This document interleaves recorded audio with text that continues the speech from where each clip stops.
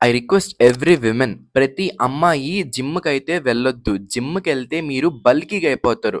ఇంతింత మజిల్స్ ఏసుకొని లావు అయిపోతారనమాట అని మీకెవరైనా చెప్తే మీరు మళ్ళీ పప్పులో కాలేసినట్టే. Any women think that lifting weights make them bulky.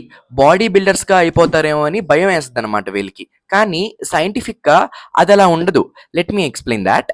See, విమెన్‌కి ఏందంటే టెస్టోస్టెరాన్ అనేది తక్కువ ఉంటది comparing to men.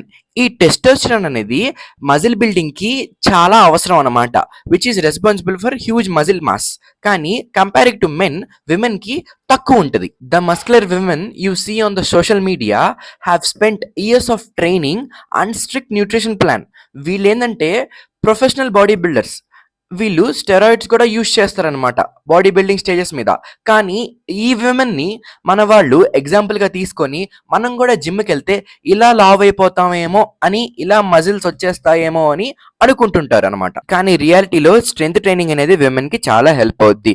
Calories burn అవుతాయి, బాడీ ఫ్యాట్ పర్సంటేజ్ తగ్గుద్ది, పోస్టర్ ఇంప్రూవ్ అవుద్ది, స్ట్రెంత్ బిల్డ్ అవుద్ది, కాన్ఫిడెన్స్ కూడా పెరగద్ది, and also creates a toned fit and attractive shape.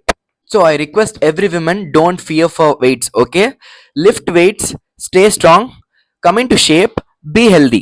కాబట్టి స్ట్రెంత్ ట్రైనింగ్ అనేది మిమ్మల్ని బల్కీ కాదు, మిమ్మల్ని పవర్ఫుల్ చేస్తుంది. అదైతే గుర్తుపెట్టుకోండి. For more nutrition info and fitness tips, follow our page.